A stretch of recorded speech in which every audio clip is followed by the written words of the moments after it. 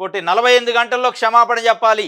ఈనాడు, ఆంధ్రజ్యోతులకు YS Jagan ultimatum. లేదంటే ఒక్కో పత్రికపై 100 కోట్లకు పరువు నష్టం దావా వేస్తా అని చెప్పి ఈనాడు, ఆంధ్రజ్యోతి ఈ విద్యుత్ ఒప్పందాలపైన అసత్య ప్రచారం చేసి నా వ్యక్తిగతంగా నన్ను పరువు తీసే కార్యక్రమం చేశారు. 48 గంటల్లో అది తప్పు అని, ఎందుకంటే ఆధారాలతో సహా నేను ప్రెస్ మీట్ పెట్టి చెప్పా. కాబట్టి మీరు ఇలా ఆ తప్పును ఒప్పుకొని క్షమాపణ చెప్పకపోతే మీ పైన ఒక్కొక్క పేపర్ పైన 100 కోట్ల రూపాయలు పరువు నష్టం దావా వేస్తా. ఎందుకంటే స్పష్టమైన ఒప్పందాలు, లెటర్లు, ఆధారాలు నా దగ్గర ఉన్నాయి. అయినప్పటికీ తప్పుడు ప్రచారం చేసి నా క్యారెక్టర్ని అసాసినేషన్ చేశారని చెప్తుండు. సెకీ విద్యుత్ ఒప్పందాలపై వాస్తవాలను దాచిపెట్టి నిత్యం అసత్యాలు ప్రచారం చేస్తున్న ఈనాడు, ఆంధ్రజ్యోతి పత్రికల యాజమాన్యాలపై వైఎస్ఆర్సీపీ అధ్యక్షుడు మాజీ సీఎం వైఎస్ జగన్మోహన్ రెడ్డి ఆగ్రహం వ్యక్తం చేశారు. చంద్రబాబుతో కలిసి కుట్రపూరితంగా తన పరువుకు భంగం కలిగించేలా దుష్ప్రచారం చేస్తున్నాయని మండిపడ్డారు. ఈనాడు, ఆంధ్రజ్యోతి క్షమాపణ చెప్పాలని, లేదంటే న్యాయపరంగా చర్యలు తీసుకుంటున్నామని అల్టిమేటం జారీ చేశారు.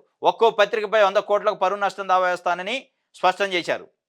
తాడేపల్లిలోని వైఎస్ఆర్సీపీ కేంద్ర కార్యాలయంలో గురువారం మీడియా అడిగిన పలు ప్రశ్నలకు సమాధానాలు చెప్పారు. సెకీ ఒప్పందాన్ని రద్దు చేస్తే పిచ్చోళ్ళు అవుతారని అన్నారు. అమెరికాలో వచ్చిన ఆరోపణలు ఎక్కడా కూడా నా పేరు లేదు, మీరు చెక్ చేసుకోవచ్చు. ఇక్కడ పత్రికల్లో నా పేరు రాసిన వాళ్ళని అడగండి. కొందరు వాస్తవాలతో పని లేకుండా మూర్ఖంగా ఆరోపణలు చేస్తున్నారు.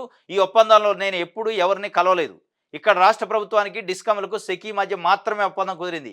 మేము సెకీ నుంచే విద్యుత్ కొనుగోలుకు ఒప్పందం చేసుకున్నాం. అంతర్రాష్ట్ర ట్రాన్స్మిషన్ ఛార్జీలు మినహాయింపించింది నాకు కాదు, రాష్ట్ర ప్రభుత్వానికి అంటూ మరో ప్రశ్నకు బదులిచ్చారు. రాష్ట్ర అప్పుల విషయంలో కూడా అదే దుష్ప్రచారం చేశారు ఇదే పత్రికలు. కాబట్టి 48 అవర్స్లో నాకు అపాలజీ చెప్పకపోతే ఒక్కొక్క పత్రిక పైన 100 కోట్ల రూపాయలు డిఫమేషన్ సూట్ వేస్తా, పరువు నష్టం దావా అన్నాడు. ఎందుకంటే ఆయన హక్కు అది. కానీ ఇప్పుడు ఏం చేస్తే ఆంధ్రజ్యోతి, ఈనాడు అనేది చూడాలి. వాళ్ళు ఈ పరువు నష్టాలకు భయపడేవాళ్ళు కాదు. అంటే పరువు ప్రతిష్ట కోసం, జర్నలిజం విలువల కోసం, సమాజాన్ని నిలబెట్టడానికి ఉన్న పత్రికలు అయితే పరువు నష్టానికి, పరువుకు భయపడతాం.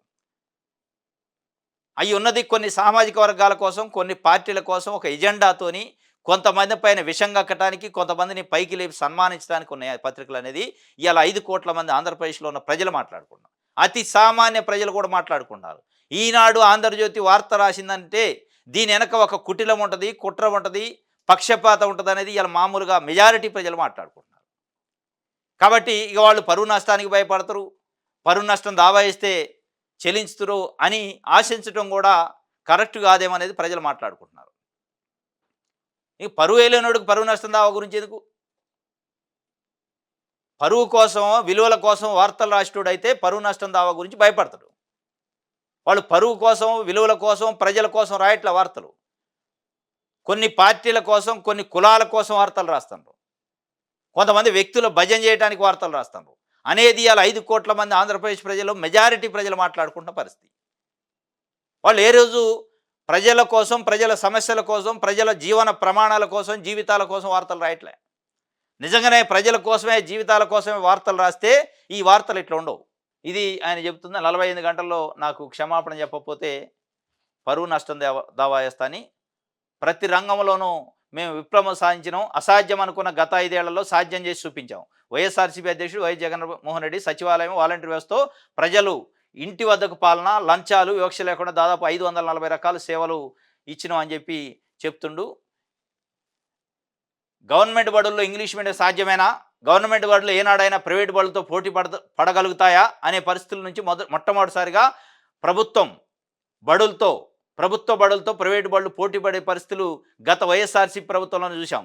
గవర్నమెంట్ బడుల్లో ఇంగ్లీష్ మీడియంతో మొదలు పెడితే సిబిఎస్ఈ నుంచి ఐబీ వరకు ప్రయాణం, 3వ తరగతి నుంచే టోఫెల్ క్లాసులు, నాడు నేడుతో స్కూళ్లను బాగు చేయడం, 6వ తరగతి నుంచే ప్రతి క్లాస్ రూమ్ డిజిటలైజేషన్ చేస్తూ ఐఎఫ్బి ప్యానళ్లతో డిజిటల్ బోధన ప్రారంభించడం మనందరిది ప్రభుత్వంలోనే సాధ్యమైంది. 8వ తరగతి పిల్లల చేతిలో ట్యాబులు, 3వ తరగతి నుంచే సబ్జెక్ట్ టీచర్ కాన్సెప్ట్ పిల్లలను బళ్ళకు పంపేలా తల్లులను ప్రోత్సహిస్తూ అమ్మఒడి ఇవ్వడం, పూర్తి ఫీజు రియంబర్స్మెంట్తో పిల్లలకు ప్రభుత్వం అండగా నిలవడం, కరికులంలో మార్పులు, సర్టిఫైడ్ ఆన్లైన్ వర్జికల్ కరికులంలో భాగంగా తీసుకురావడం, ఇవన్నీ చేసినాం. ఇది ఒక విప్లవం వాస్తవంగా. ఇంగ్లీష్ మీడియం ప్రవేశపెట్టడం, 3వ తరగతి నుంచే ఒక కాన్సెప్ట్ మోడ్లో టీచర్ సిలబస్ కాన్సెప్ట్ అని, 6వ తరగతి నుంచే డిజిటలైజేషన్ క్లాసులు, ఇంటరాక్టివ్ ప్యానల్ మోడ్స్ ఇవన్నీ పెట్టడం ఒక చారిత్రాత్మక అంశం. ఇది ఎక్కడా కనపట్టాలి వాళ్ళకి పాపం.